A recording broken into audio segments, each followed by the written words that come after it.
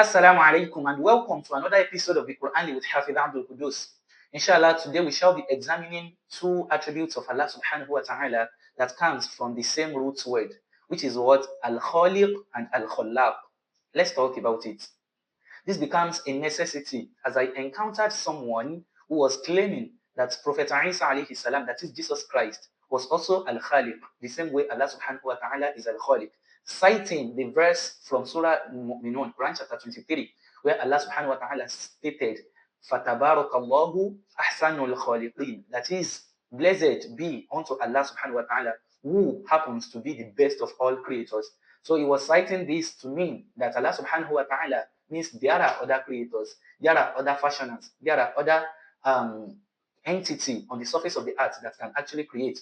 He even quoted another verse from Surah Al-Imran, where Allah subhanahu wa ta'ala was telling Prophet Isa alayhi salam that one of those things that he did was أَنِّي أَخْلُقُ لَكُمْ مِنَ الطِّينِ كَهَيْئَةِ الطَّيْرِ, that Prophet Isa alayhi salam was creating, was fashioning, was bringing to life a lot of entity.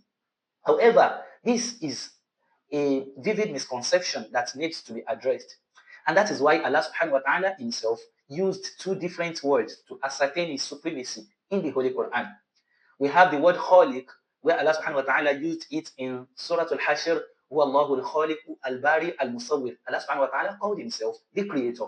But in another place in the Holy Quran, Allah subhanahu wa ta'ala called himself al-Khallaq. This can be found in Surah Yasin, where Allah subhanahu wa ta'ala stated that أَوَلَيْسَ الَّذِي خَلَقَ السَّمَاوَاتِ وَالْأَرْضِ بِقَادِرٍ عَلَىٰ أَنْ يَخْلُقَ مِثْلَهُمْ بَلَى وَهُوَ الْخَلَّاقُ الْعَلِيمُ, that is he not who has created heaven and the earth? Is he not having the capacity of creating the lives of those who are actually doubting him? Allah subhanahu wa ta'ala stated, Bala wa huwa al-khallaq al-alim. Nay, he is the supreme creator.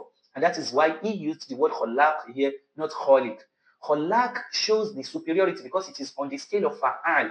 In Arabic language, when a certain verb is on the scale of fa'al, turning to a nominal word, then it will ascertain the supremacy of such a word. Other than that, contextually, let's look at what Allah subhanahu wa ta'ala has created and let's compare it with what anybody could create.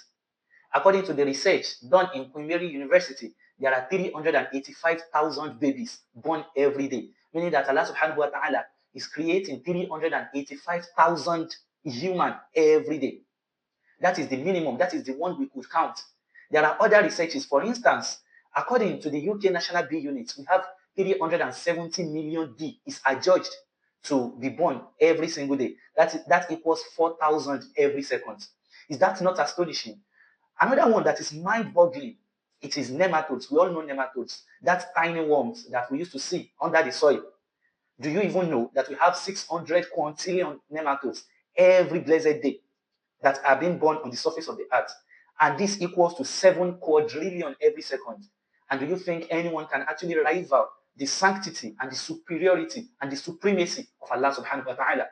When Allah subhanahu wa ta'ala is giving us the chance of sharing his attributes with him, that is just to let us know how it works. However, what Allah does, no one can actually replicate. And that is why we have sifatu tanzihiyya and we have sifatu tashbihiyya. That is, attributes that can be shared with Allah the Almighty and attributes that cannot be shared with Allah the Almighty. That will be explicitly explained in the coming episodes. I remain your brother.